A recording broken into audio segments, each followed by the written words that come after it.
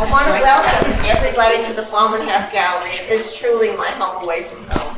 As you can see, this is all part of a women-only show, which is a tradition here, because I had once done a show that traveled to many museums called Women Only, and I've decided to do several women shows, one each year. Please have a seat.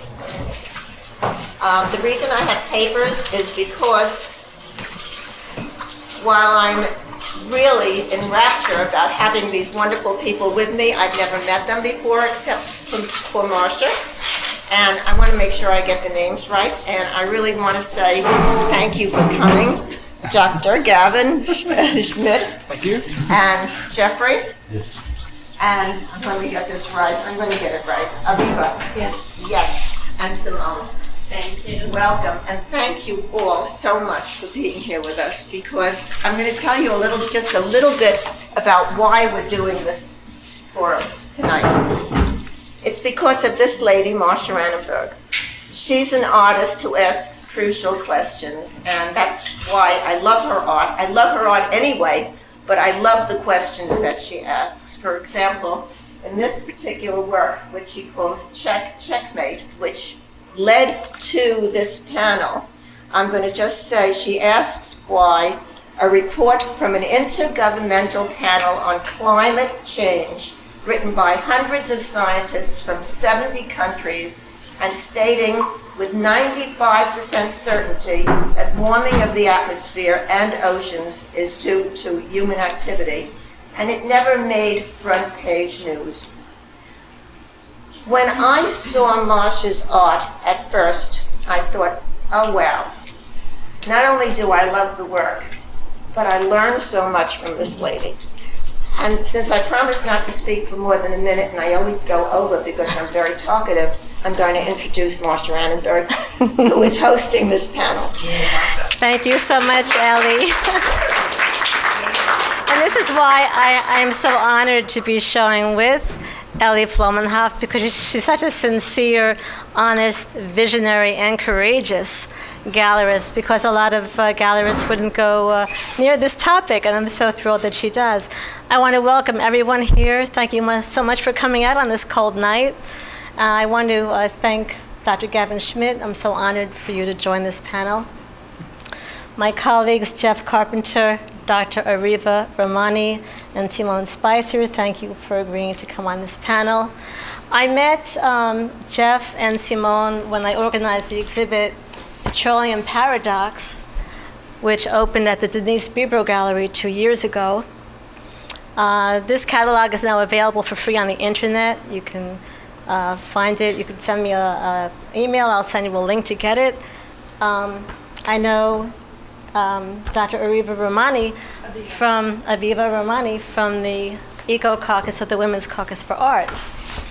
And thinking back to what motivated me to do this panel, I thought of Hurricane Sandy. I can't think of any community that was more deeply affected by the flooding of Lower Manhattan than the art community. I mean, I don't live in Chelsea, but I can just imagine living here and seeing the Hudson overflow its banks, moving into the subways, coming up 22nd Street and 10th Avenue. It's just something you can't even fathom. And the dealers coming the next morning and finding their galleries in disarray, paintings ruined, flat files ruined, painting racks ruined. I just can't imagine the feeling.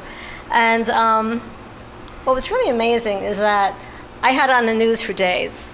And who didn't have the news on for days?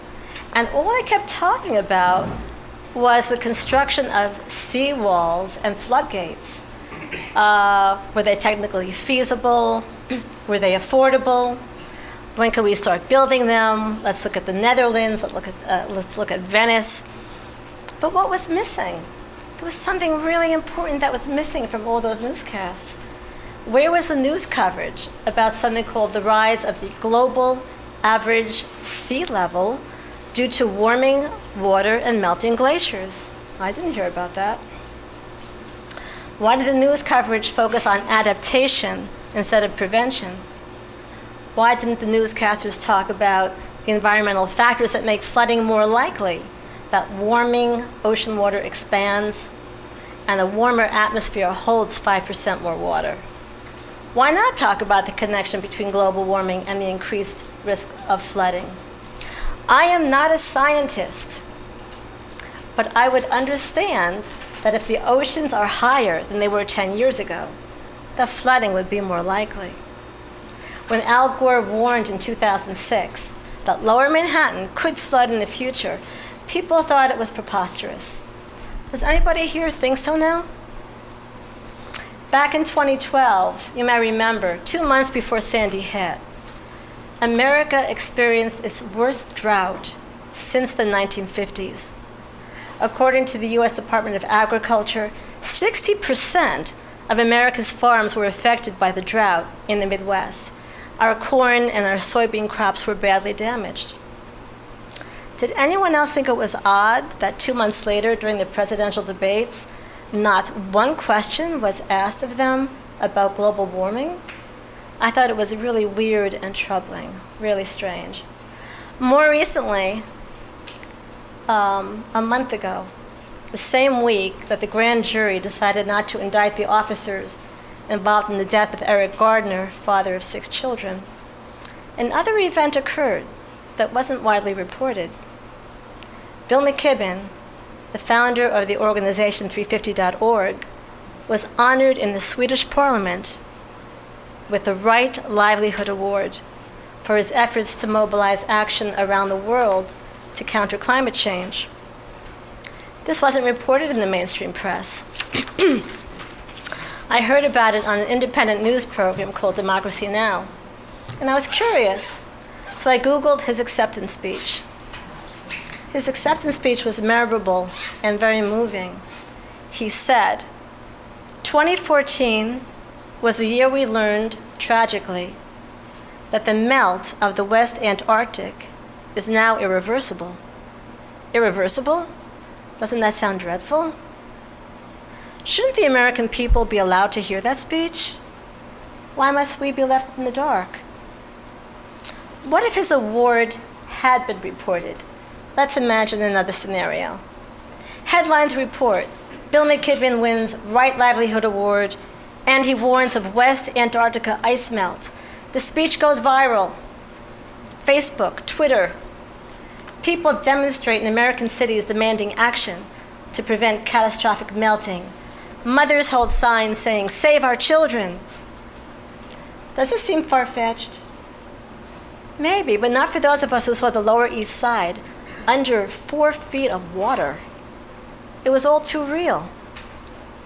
Who are the people setting the agenda for our news? Why wasn't his speech broadcast? For those of you who haven't seen Bill McKibben's film, Do the Math, he lays out the math of global warming.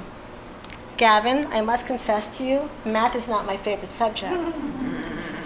So if I goof up the formulas, please correct me. If you're not inclined to like math like myself, I brought along a math manipulative.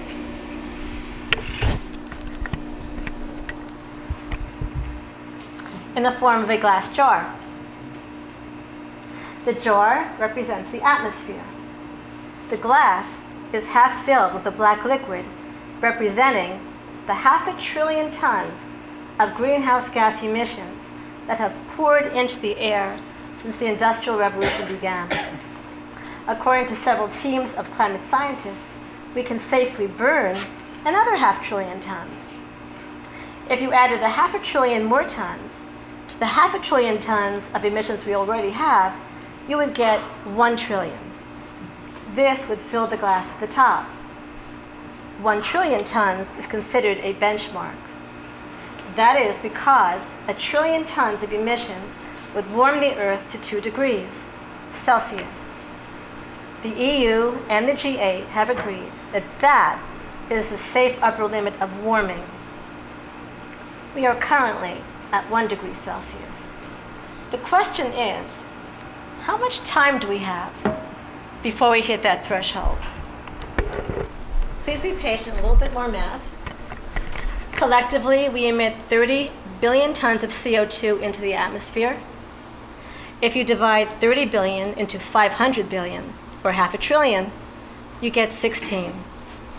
We have 16 years left at the current rate of emissions before Earth hits a 2-degree threshold.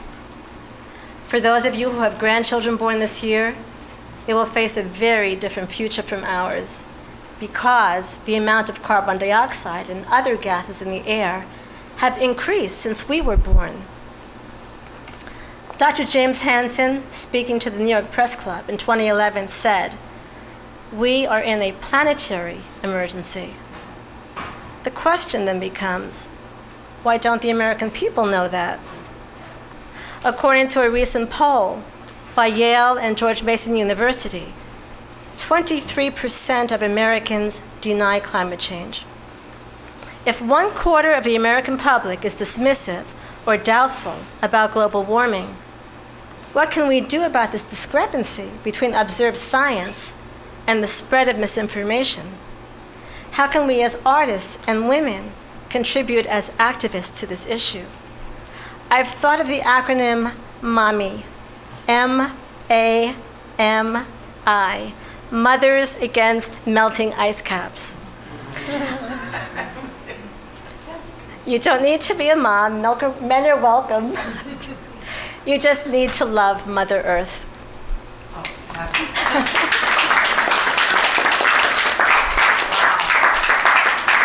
Thank you. And with that, I'd like to introduce Dr. Gavin Schmidt.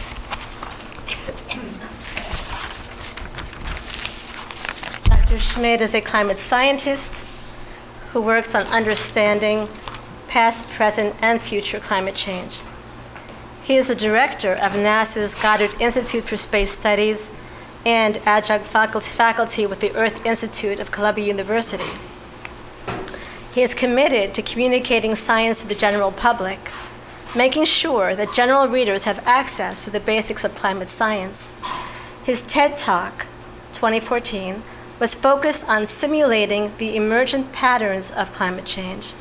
He is the author, with Josh Wolf, of Climate Change, Picturing the Science, 2009.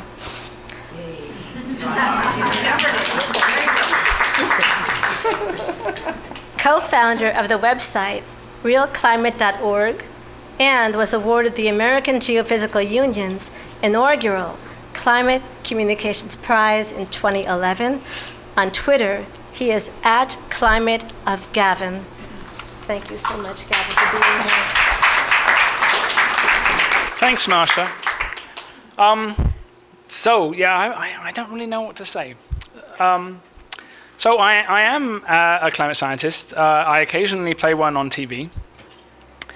And I like giving talks about global warming on a cold, snowy night, right? Because none of you are just fair weather people who are interested, right? You have to be really interested to come out on a night like this.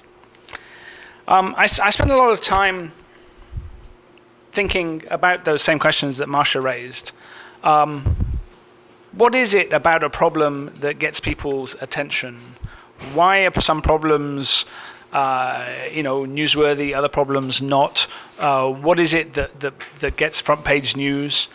As much as it might be great to have an obscure prize being given away in a different country getting front page news here, that's never going to happen, regardless of who it is or whatever prize that was. Even if it was a Nobel Prize, it wouldn't have got front page news. Now, having got front page news on the Times on Saturday, I feel that I am newly denoted as being somebody who knows how to get something on the front page, right? So if you didn't notice, there was a big map of temperatures of the world in 2014, which we keep a record. We collate all of this information from weather stations around the world, from the oceans, sea surface temperatures, and from Greenland and from Antarctica and from the Arctic. We put it together, and every year we say, well, how hot was it really? And last year, so 2014, it was quite hot. But the numbers that come out don't mean anything to anybody. What does 0.68 degrees Celsius mean to anybody? Without context, it's just a number, right? Is that a big number? Is that a small number? Nobody has any idea. And so when you talk about these things kind of devoid of context just in terms of the scientific data, you generally get what I just got from you then. Just kind of well, that might be interesting. Where's the buffet? Okay.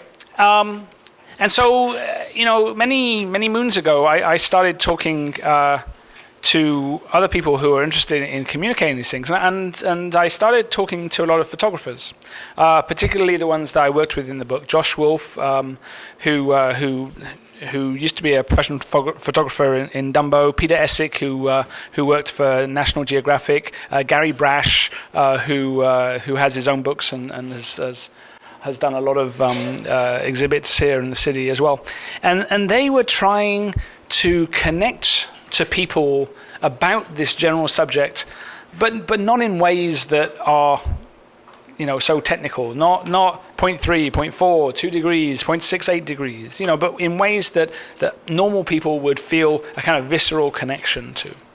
One of the most effective ways that they showed me, and I've used this subsequently, is if you go pretty much anywhere in the world where there is ice, and you find old photographs of what that place used to look like. And this can be in the Rockies, it can be in the Andes, the Himalayas, the Alps, Kilimanjaro, Papua New Guinea, the Arctic, Canada. Anywhere you go, pretty much, you can find 100-year-old photographs, and then, or even in the Alps, 200-year-old paintings. And you go to that exact same spot now, and it's a landscape transformed, where there was nothing but cold and ice. There are lakes and trees, and any ice that you can see is so far off in the distance that you can't even tell that it's ice. And when people see the change that even those 0.68 or 1.4 degrees Fahrenheit have made in the space of 100 years, people get a sense that, oh, something is changing, something is happening that the planet is noticing. It's not just scientists noticing something technical is changing, but it's something that the planet itself is noticing. And not just glaciers, but ecosystems and plants and people and agriculture. We live in such a fast mode that sometimes that we don't see that. But the art, the photography was able to kind of capture that time and that distance and make a visceral connection to people directly that didn't have to be processed. And so since then, I've been talking more and more to groups of artists and to individual artists, and trying to see what you can do that continues to make that kind of visceral connection. Because the scientists that I hang out with, we train ourselves so strongly not to have visceral reactions. We train ourselves so strongly to look at the numbers, to look at the graph, to codify everything, to quantify everything. That takes a lot of work. It's very powerful. It's very useful. It gives us a lot of predictive value. But it isn't the same as communicating that information or the consequences of that information to normal people or to people who are just interested, or even abnormal people, quite frankly. Which pretty much covers everybody, right? Yeah.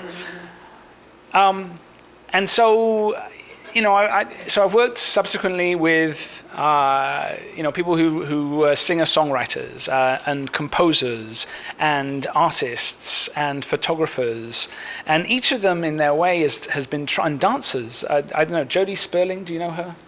Yeah, she just went up to the Arctic, and she was she's doing some choreography based on what she was feeling being right on the ice, and it's really beautiful. You should go and check it out. And I think she's got a show that's coming up in this month or next month. And these are all people who are trying to grasp some essential aspect of that you can communicate without having to think too hard about this, right? To get a sense of what's going on. The hardest part, of course, is this idea that we only get our news kind of in short sound bites and on front page and headlines and things like that. most of the stuff that is news is something that's happening right now. It wasn't happening yesterday, it happened today, and it won't happen tomorrow. That's what makes news. Something that is almost exactly the same as it was yesterday, but just a little bit worse, almost never makes news. And that's for almost all of our issues, whether it's long-term unemployment or the social security crisis or global warming. These things are not newsworthy. Right? And the difference between the kinds of things that are on the front page and the kinds of things that you have to have a sustained and sustainable conversation about is this difference between, acute pain and chronic pain. Right? If I fall over and I break my arm, I go directly to the hospital. I don't worry about what appointment I had. I don't worry about all the other things. I know what I'm going to do. If somebody stops me in the seat and says, "Oh my God, your cholesterol's too high," I say, "Oh, well, I'll deal with that tomorrow," right? Or maybe next week, or maybe next year, or maybe never, right? Those things are very different. We react very differently to them. Now, climate change, sometimes we see its acute impacts, but most often it's a chronic problem. And chronic problems, like any of you who've ever tried to lose weight or lower your cholesterol or, worry about retirement or all those things, you have to think about them not all the time every day, but at least a little bit of the time, almost all days, right? And that's a very, very hard habit to get into. And I think the fundamental problem that we have in making this a problem, in making this a recognized problem, is in translating the knowledge that we have as scientists, the knowledge of communication and how people think that artists have, and making it into not something that dominates your every waking moment, but something that is always there. And when we make decisions, it forms part of the things that you take into account when you make decisions, and not just for your everyday decisions, but but the people who are making big decisions in our community, in our city, at our state, at our federal level. And that's a real challenge, and it's certainly not going to be just the scientists that have to step up to that challenge, but it's going to have to be the artists and the journalists and the writers and the dancers and the photographers and pretty much everybody else as well. So there you go. So much.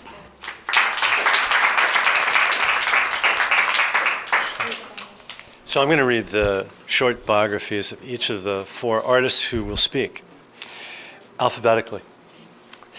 Marcia Annenberg is a painter and installation artist. Her work has been featured in galleries and museums throughout the United States. She recently spoke at Princeton University's Woodrow Wilson School at the Bernstein Gallery on the relationship between the decline of American print and broadcast journalism and its effect on American democracy. Her recent work tracks the suppression of news about global warming. Jeff Carpenter, with the collaborative artist team Johnny Everyman, uses socialist realism to celebrate the dystopia of capitalism. Carpenter's work has been shown at PS1, the Boston Museum of Fine Arts, and the Centre Pompidou. In 2007, he organized the multimedia exhibition Experiencing the War in Iraq in Rhode Island and Massachusetts, which was the launch of Johnny Everyman. Aviva Ramani's transdisciplinary artworks are shown and published internationally. As an affiliate at the Institute for Arctic and Alpine Research, University of Colorado at Boulder, she produces the Gulf to Gulf webcasts from 2009 to the present to address climate change accessed from over 84 countries. Ramani is completing a PhD with the Zurich node of the University of Plymouth on, quote, trigger point theory as aesthetic activism, end quote. Her project Ghost Nets, from 1990 to the present, restored a former town dump site to flourishing wetlands, and Blue Rocks in 2002 helped catalyze a USDA expenditure of over $500,000 to restore 26 acres of critical wetlands habitat in the Gulf of Maine. Simone Spicer's sculptures in Trash comment on our culture's precarious relationship with the natural world.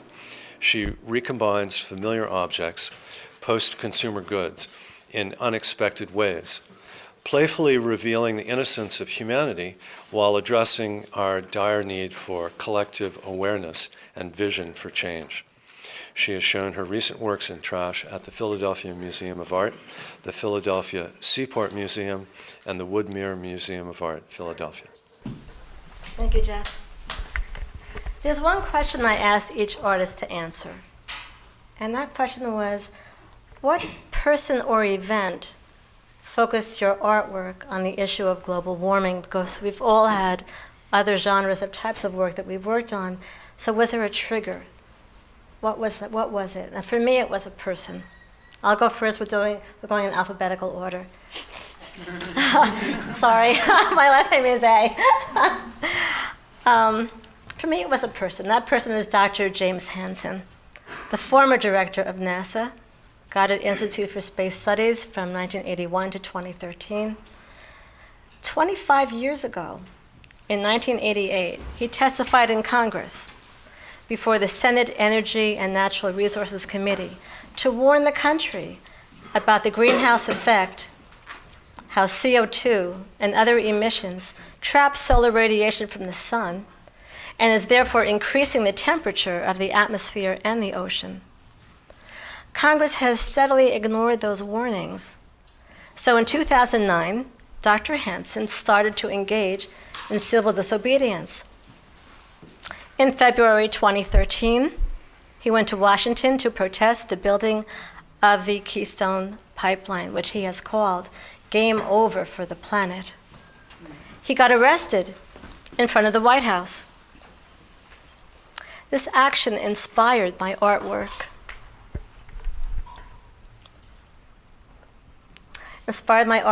Early Wednesday morning. It is currently on view at the Fairleigh Dickinson College Art Gallery in Teaneck, New Jersey. It is based on Hopper's work, Early Sunday Morning. The repetition of the windows and the rectangularity of the composition resonated with me. Go back. The barber pole signifies and places the work at a point of departure from its originating source. I was frankly amazed that America's leading climate scientist had to get arrested to publicize his opposition to tar sands development. I tracked the coverage of his arrest, and I was further horrified to find out that the national press didn't cover it. In the artwork, you see the cover of the New York Times, the LA Times, the Wall Street Journal, and the Detroit Free Press. There is no mention of the arrest in front or inside the papers. Only the Washington Post gave the event the coverage it deserved. 4 columns on page 4. We need to ask ourselves 2 important questions. Number 1, why does a leading American climate scientist need to resort to civil disobedience? That's incredible.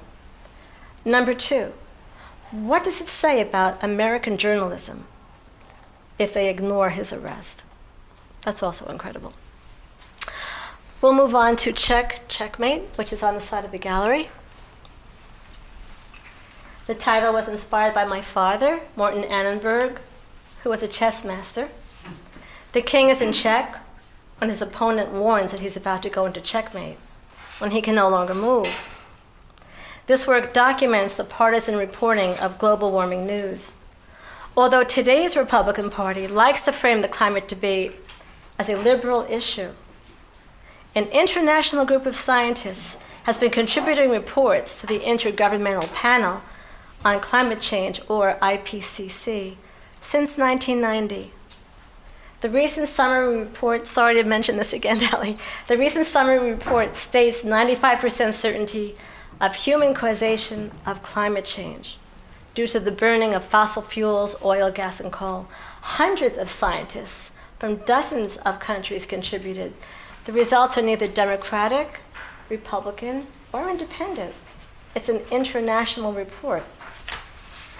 My artwork reveals the reporting of this document to have a partisan bias in the American press. For example, conservative papers like the Wall Street Journal and the Dallas Morning News placed the report on pages 9 and 15. The New York Times and the LA Times place it on page 1. Murdoch's New York Post is in a class by itself. It doesn't report it at all. I repeat this issue 4 times in the composition to symbolize the reach of the Murdoch media empire. He is the CEO of Fox News, a station that promotes misinformation about our climate crisis to the American public. A recent article in the Journal of Communication, The Mutual Reinforcement of Media Selectivity, states, conservative media use increases global warming uncertainty and undermines consensus on mitigation policies. The role of the press in the polarization of the American public cannot be underestimated. Global warming is not the same issue as gun control, taxes, or women's rights. What is at stake is the continuation of life on Earth as we know it. At this point in time, the atmosphere and the oceans have been chemically altered. To turn this into a partisan debate is simply irresponsible. The continuing discharge of oil, gas, and coal emissions without accountability has taken its toll on Earth's fragile ecosystems. The handcuff in the upper left-hand corner symbolizes the culpability of fossil fuel companies for ecocide taking place: melting ice caps, glaciers, droughts, mudslides, flooding. It sounds very biblical. To conclude, taken separately, each of the media events I mentioned, which were underreported, could be overlooked as an oversight. Taken together, the incomplete coverage of Hurricane Sandy, the absence of questioning during the presidential debates, the non-coverage of Dr. Hansen's arrest, the non-coverage of Bill McKibben's award, and the partisan coverage of the IPCC report reveal that the Founding Fathers' vision of freedom of the press has been subverted. The press is no longer an instrument to watch over the government. The press is now free not to report critically important news. Is this absence of news a new form of inverse propaganda? What don't we know? And why don't we know it? If the public remains uninformed, mitigation of this problem is impossible. Is global warming the canary in the coal mine letting us know that our democracy itself is coming apart? Thank you so much.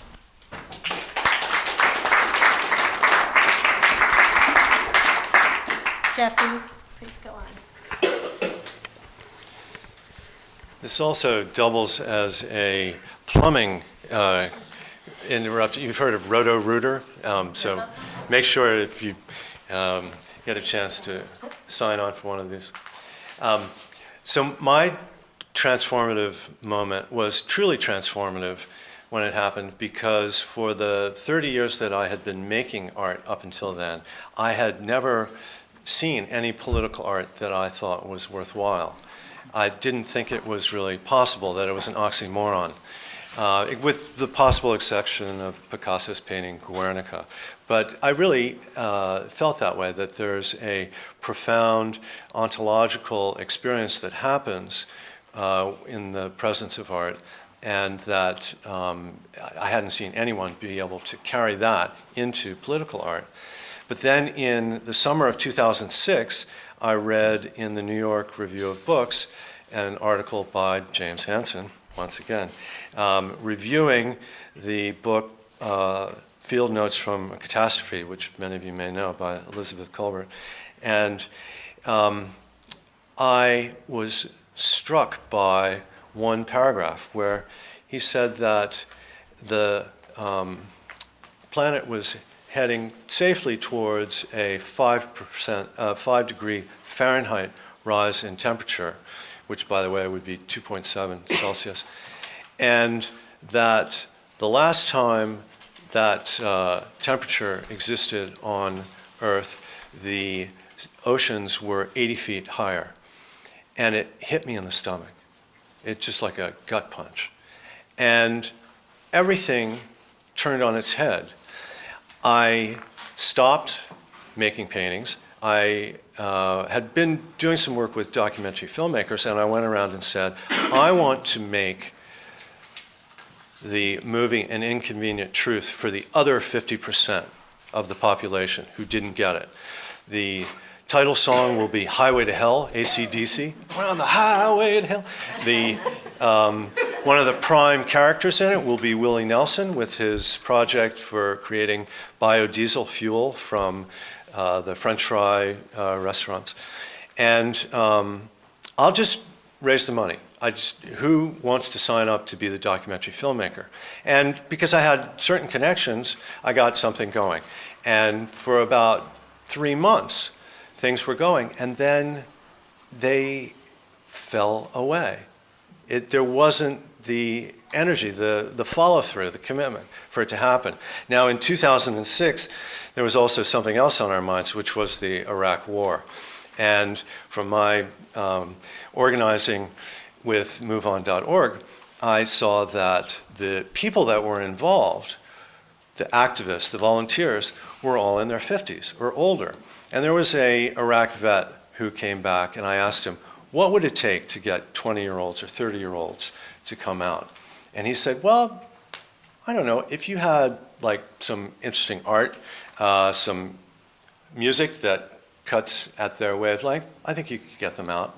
And that flipped a switch. And I spent the next year, basically, creating this multimedia exhibition about experiencing the war in Iraq. And for that project, I thought, okay, you're doing this, put up or shut up, come up with an art project. So I did an installation of a casket wrapped in a burnt and destroyed American flag that has just burst halfway through the wall, and the drywall is sitting on the floor. And along with some other really powerful pieces in this 12,000 square foot armory, we put on an exhibition that transformed many of the people that came there. The reactions were strong enough that I thought, okay, now, how do you turn this into making it your mission? And in the fall of 2008, there was an exhibition at the Asia Society called Art and China's Revolution that had some big, very spectacular paintings of Mao that were done as posters, but the paintings themselves were so shiny and so triumphant in their painterly execution that I got it. That was it. So I wanted to make capitalist realism.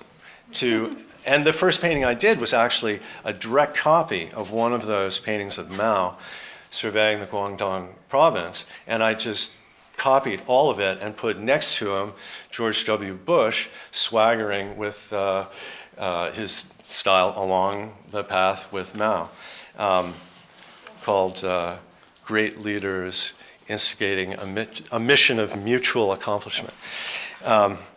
And based on that came the ideas for these other paintings. One of them, I don't know, do we have? So there's the Uncle Sam Wants You painting redone as Obama with the globe spinning on his forefinger. I want you to forget my promises about climate change. And the other painting that I did, that we have here tonight, the ExxonMobil drilling platform with the characters addressing the crowd, originally painted as Mitt Romney and Paul Rand, but after the election repainted with these lucha libre Mexican wrestling masks over their faces. And the crowd that they're addressing are standing on the roofs of their houses that have submerged in the ocean. And there's armed soldiers that are in the girders in between. These paintings are very large. This one is 9 feet tall. Some of the other paintings that were in the show were 12 feet wide, very large with giant black frames around them. This is a show that happened in Boston in December of 2012. And next to these paintings was a small painting this size, done in rather sort of a childish style, I think one might say, of Obama with a crown of thorns. The press reaction to the Obama with the crown of thorns was awesome. This artist got the best press reaction that I've seen for many art exhibitions. I mean, on the caliber of Chris O'Feely's show at the Brooklyn Museum with the elephant dung, where Giuliani ripped the budget away from the museum without having seen the painting. Fox News came and stood in front of the painting. They had to carefully aim the camera so that they didn't see any of the other paintings around there. And they talked about the question of whether Obama was portrayed as Christ, and never mentioned one thing about climate change, about the other issues that were brought up there. And I mention this because this is the second transformative moment in my life. This is when I stopped. This is when I realized we're outclassed.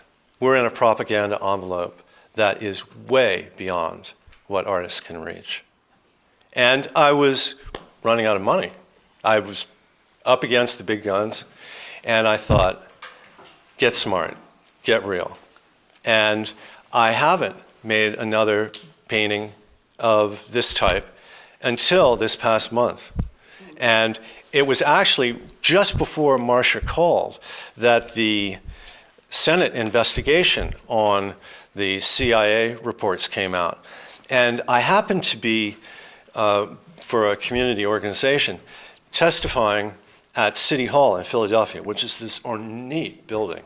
And they have this spectacular Byzantine room with domes within domes. And I was sitting there waiting for the rest of the bureaucratic process to play out and for me to take the microphone. And I'm sitting there and I thought, what if this was the conference room of the CIA? And what if instead of these people around the conference table, it was the Statue of Liberty who's just been defrocked and ravaged on the table, and her torch falling back is setting the book of law on fire. And it came to me at that point that it doesn't matter at this point what my first reaction was about the propaganda envelope, the first challenges that we've tried to make, various artists, for political art. It's what the next wave is. And if that doesn't work, what the next wave is after that. The art world has seen that it can be led around by the nose, as Jeff Koons has provided, as other sensationalist artists have provided. And I think our challenge now is to make that work for the real values that haven't been spoken about and that have been lost in the commodification. So I've hit 3 transformation points. Thank you.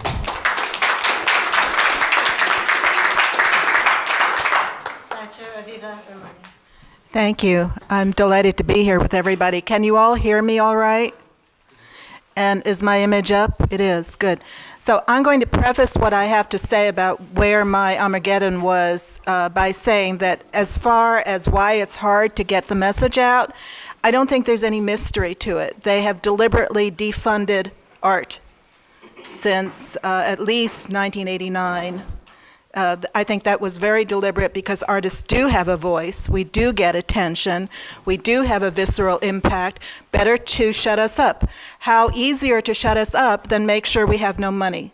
and can't support ourselves. And then we go crazy trying to support ourselves in other ways, and then there's no time to make those visceral images or products that could make a difference.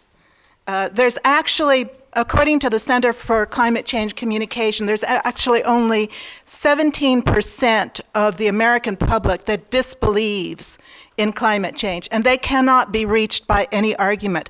However, if you present them with a profit motive, they will do anything you want. So what's really important is to reach all the rest. That's my math is not too good either. So that's 83%. Now what we have to remember is there are way more of us than there are of them. No matter how smart they think they are, no matter how much money the Koch brothers throw at it, and as of last count it was going to be $900 million that they were going to throw at the 2016 election. So we'll find out just how smart we are. As an artist, I've always assumed that I had the capacity to model relationships to systems. When I decided to do the Ghost Nets project, my idea was to create a model that could be replicated by a relatively ordinary person to restore degraded environments. The reason I wanted to do that was because that's one of the best ways to deal with sequestration and to mitigate climate change. When I started the project, I sent out a press release and announced, this is the decade of choice. That was 1990. Well, so much for that choice. It didn't go anywhere. Then from 2000 to 2006, I tried a lot of other things in a project called the Cities and Oceans of If. What if we went around the world and designated areas that could be restored and have bioregional impacts? That was the beginning of something called trigger point theory. The idea that you could identify a very small point in a system that could affect a large system. What turned me to something more activist about climate change specifically was Katrina. I was in Zaragoza, Spain. I was attending the Society for Ecological Restoration International Conference. Katrina hit, and I said to everybody, we've got to put out a letter. We've got to tell them that we have the people here now in Zaragoza who could turn this whole thing around. It was a whole building full of the world's best restorationists. And they said, no, we're not really ready politically. And they didn't. They didn't until about 2 years ago in Mexico. Better late than never. So I'm going to talk a little bit about how I do my practice, because I consider my practice performative. It's intended as a whole life experience and as something that might change systems. The image you're looking at was after I went to Zaragoza and came back, one of the things I decided was I was not going to fly, because it seemed ridiculous to me that we had restorationists flying all over the world, emitting carbon emissions all over the waters to restore one small piece of land at a time. I decided I wasn't going to do that. So I started going by train to exhibitions when I could. Honestly, I had to break that when I decided to get a PhD, unfortunately. I had to fly to Switzerland. But in this case, I took the train to Baton Rouge. I took a train to Baton Rouge to go to a conference on deltaic systems. I specifically went during hurricane season. I wanted to track through the train window what I was seeing of how the country was changing. And one of the things I saw as we came into the bayous was what has happened to the bayous. Later, I worked on that image and digitized it, and this is called the red sky. There was a whole series of other images that came out of that were called oil and water, about how we generate that wonderful red sky and the black waters that we're now seeing all over the earth. One of the ways I digitized it was not just in Photoshop. I started doing a series of webcasts, which are mentioned in my biography, called Gulf to Gulf. I started working in 2007 with Dr. Jim White, who's the director of Instar. You probably know him. You're nodding your head. He's a great guy. And we started doing a series of webcasts about how an artist and a scientist might conceive of how to deal with climate change. We've been doing them ever since. In 2009, we started including Dr. Gene Turner from Louisiana State University, is one of the world's experts on dead zones. Dead zones, if you're not already aware, is when you get somebody's nodding their head, when you get too much nitrates into the water and you basically kill the entire system. What I was really interested in was how can we put these different ideas together? How can we use webcasts as a point of leverage and the virtual world in general to create another system? So I think we can go to the next image. I'm not keeping careful track of time, so I don't know whether I'm going to be going over or talking too little. When Gene joined us and we started talking about dead zones, around 2010 is when people started talking about opening up the Arctic for shipping lanes. And needless to say, we were all utterly horrified. One of the purposes of my making artifacts is, and I always get this pronunciation a little bit wrong, the idea was to create mnemonic devices. Artifacts that are not necessarily precious objects in themselves, but foci for meditation. So the red sky that you saw before was one kind of meditation. This is another kind of meditation. The original was created while the three of us were talking about the impacts of opening the Arctic, and you can see that, well, you can't see actually because it's too small, but to the left of the Mississippi, we have fires and forest loss. To the right, we have storms and flooding. And they all interact. I know it's impossibly small to see that. And the result is basically a dead environment. And you have this little stick on the side, on the right. The trees on the mountains are cold and bare. That's what we're doing. We're making the whole mountain, the whole earth, cold and bare. But when we kept working with this image, and this particular one, by the way, is encaustic. It was a series that I did. When we started staring at this image, what we saw was that if we looked at the relationship between Iowa, for example, the factory farms, and the dead zones, and the Arctic, and off to the right, you can see where the Far Rockaways are, and in the middle of all of that is Memphis. And Memphis was really interesting to me because it seemed to me a point of leverage to restore the entire system. So the three of us went to Memphis. Actually, Jim couldn't come with us, but Gene and I did. We did a series of events, including canoeing the Wolf River. We figured out that if the Wolf River were reconnected to the Mississippi, you'd have what's called flushing. And what flushing does is it allows sedimentation to come into a system, and that's part of what protects any coastal system from flooding. Because they had interrupted where the Wolf River meets the Mississippi, they did have a major flood in 2011. So we figured out that if it were reconnected, that might mitigate some of the flooding in Memphis, and it would also impact the larger bioregion. The other thing that came out of that particular series of events in 2013 was that Jim and I calculated that at that point, if we could restore 36% of the Earth's surface, which theoretically we don't actually have, but if we could, by 2030, we could mitigate climate change. So my mission now is to engage the whole effing world in restoration, which, needless to say, requires a major retooling of how we model our lives. I think we have to move from a few individual artists doing some art of everyday life to the whole world beginning to think that each of us has enormous responsibility to repair what we've done. And And how are we going to do that? I think we start with situations like this, with a group of people who are concerned with scientists and artists, and we start figuring out how we layer the strategies. And there are many strategies. This morning I was working on editing a chapter for a book on soils.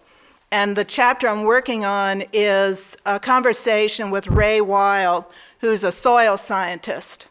And he has this great idea for using brassicas, like radishes, to restore the soil. And he's engaged very large factory farms in using this to restore the soil. It's very simple, doesn't require any fertilizers. It's more profitable for them than using nitrates. And in our conversation, we were simply comparing his systemic approach to my own systemic approach. And the way we were able to do this was we just had a couple of conversations and webcasts, got that transcribed. It's going to go in a book. It'll reach a few people.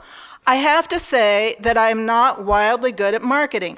And one reason is that I don't have tons of money and time to spend on that. So I think it's kind of incredible that despite that, these little webcasts that I do have reached 84 countries. So there are ways for this stuff to get out. I think people are actually desperately hungry for real information and real ideas about what can be done. And I'm thrilled to be in a position where I can discuss that in a room like this with all of you. Thank you.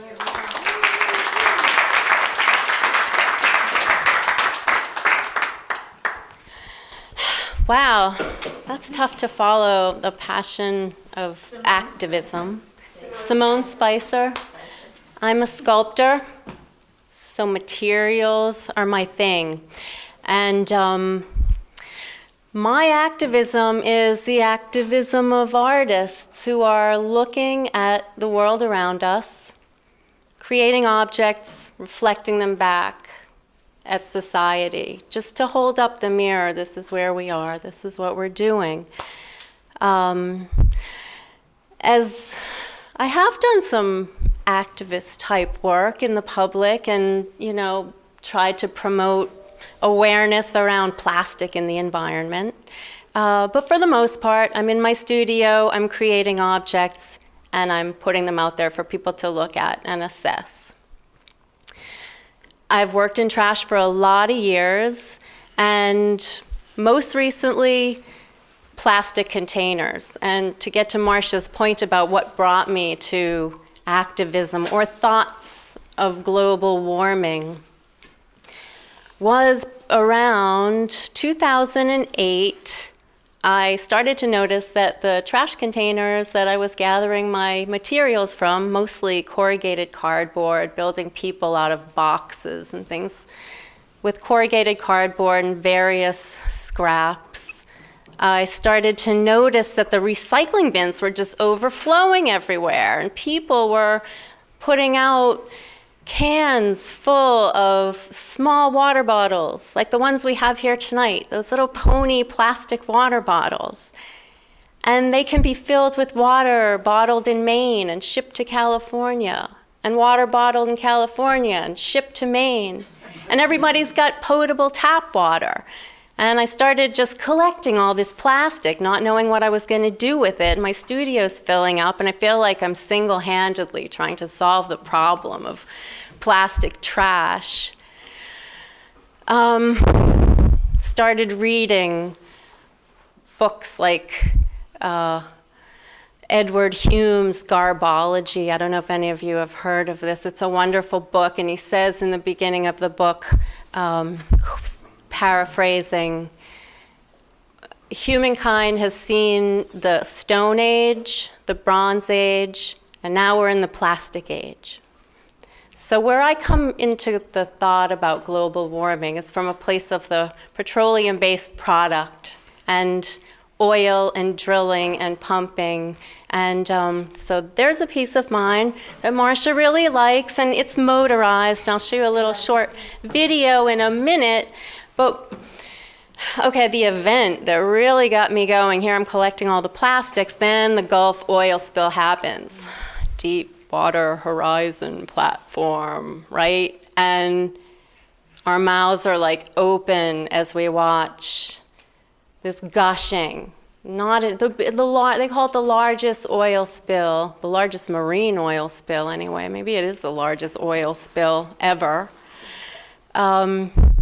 And it goes on for 87 days. And every day they're saying, well, we're going to cap it on Tuesday, maybe Thursday, maybe, and the weeks go by and nothing's happening. And then we start seeing the pictures of the Gulf with the streaks of the black oil on top. And it was so amazing that they were able to even drill there like that with no real plan for remediation. And it just really bothered me. And then you see the planes coming in with the chemical dispersant. So whatever is still alive in the Gulf is nervous system tweaked. That was really sad. So I'm looking in my studio, I got all these plastic bottles, and I just started working in single-use plastic containers. And since that time, that spill in 2010, to now, I've been working primarily in single-use plastic containers. So this was the first piece I did. The other piece I'm going to show you is the last piece I did, which I just finished this past week. Wait, back up. Okay, watch.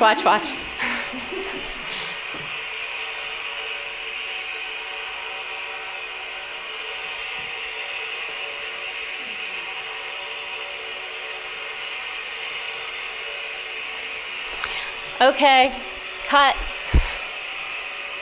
Can you go back to the first picture that you had, just so I can describe the parts of this work? It's a floor piece, and it's about 46 by 46 inches, and it's just fleece fabric.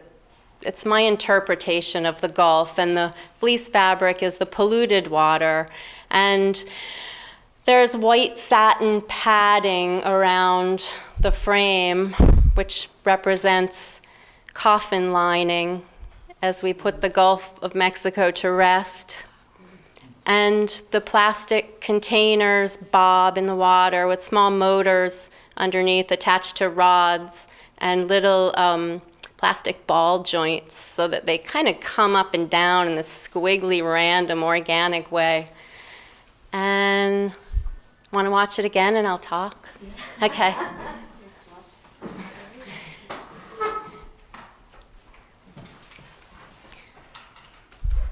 Well, what it's about is hypnosis. As you look at the bottles and you're looking for a pattern and you can't really find one because there isn't one. And I thought, this is about the hypnosis. I want it to be about the hypnosis of industry running the show for us, telling us, you need oil at the cost of the natural landscape. You need cars, you need big suburban houses, you need to drive, you need to give us your money. And there's this kind of like mechanical, hypnotic trance that we're in. And then once I got the bottles up and working, I thought there's this really uncomfortable sexual aspect to this work that I'm not sure that I want out there. But then I thought, well, that's cool because sexual desire is like at the heart, it's the heart of desire, right? And the industry's playing on our desires. You gotta have, you want, you know. And I just liked making that comparison.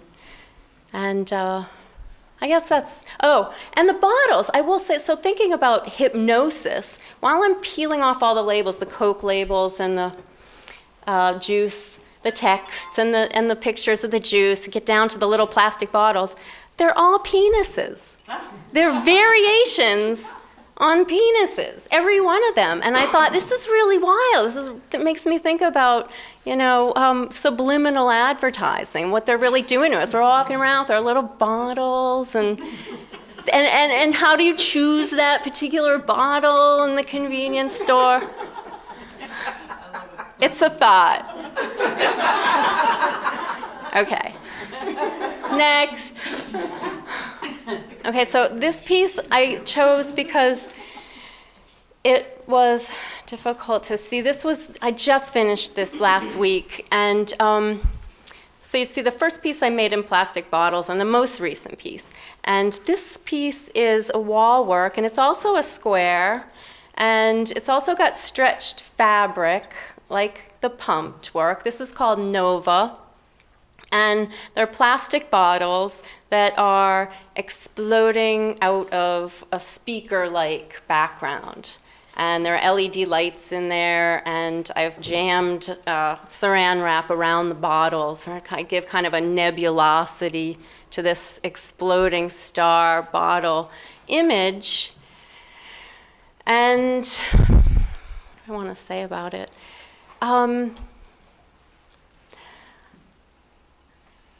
In the course of working with plastics, I've done tons of research about plastics in the environment, what it's doing in landfills, what it's doing in the water. And you probably all have some sense of the gyres of trash that are swirling around and landfills overflowing. Here's a good fact. Did you know that in landfills now, landfills are primarily, the stuff coming into them is plastic packaging.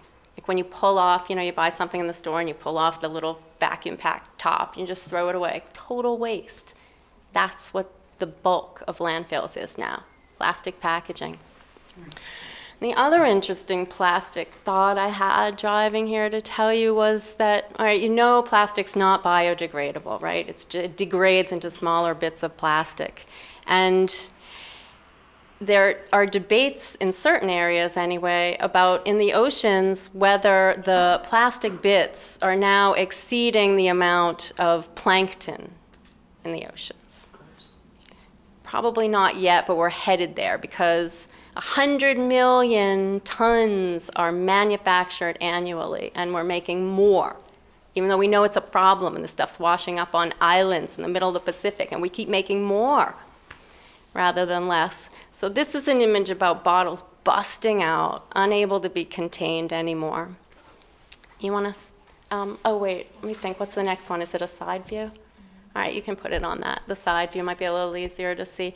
The speaker behind the bottles has, inside the frame, I've put a little MP3 player and a loop of music by the musicians in Papua New Guinea called the Latmo Ensemble.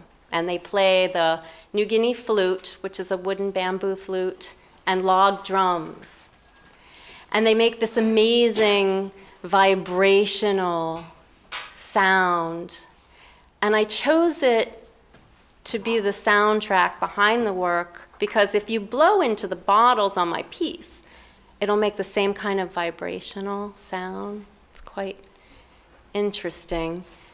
And I like the idea of combining a society so close to nature like they are. And you can see the Latmo Ensemble on YouTube, and they're in their banana leaf outfits, and they're playing away. And it's really primitive and really beautiful. And I just like the comparison of us today and thinking about, a society so close to nature. And I framed the whole thing inside of an exploding star image because I like the idea of astronomical time and geological time, where what we're doing to this planet, however terrible it is, time will heal all wounds. Eventually, like 1,000 years from now or more, the plastic will biodegrade and return back to nature. We might not be around to see it, so it's good to have conversations like this where we can actually make decisions, about desire, right? Like, how much do we let desire rule our lives? Desire doesn't bring happiness. Desire brings pain and suffering. If you've ever had a past relationship, you know that. Or, it's what Buddhists tell us, right? Desire leads to suffering, not happiness. So these are like big conversations. And hopefully, we get to a place where, as, a species, we decide that borders between nations are meaningless, or that a global currency makes sense, right? Where everybody's on equal footing and exploitation can't happen. But we're doing what we're doing. And I like the image of the exploding star because we're evolving, and no matter what. So it's like a positive thing to think about in the midst of the horror of it. So you can play my hokey video if you want, my unedited, unedited clip. And hear the New Guinea flute.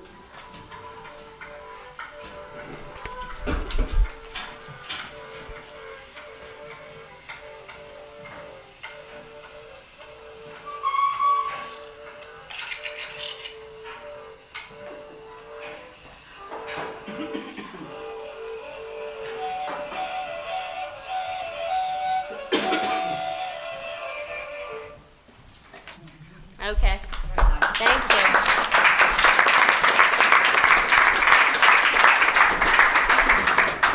Thank you so much, Simone, Thank you. Eviva, Jeff, Dr. Schmidt. It was really interesting. I really loved this.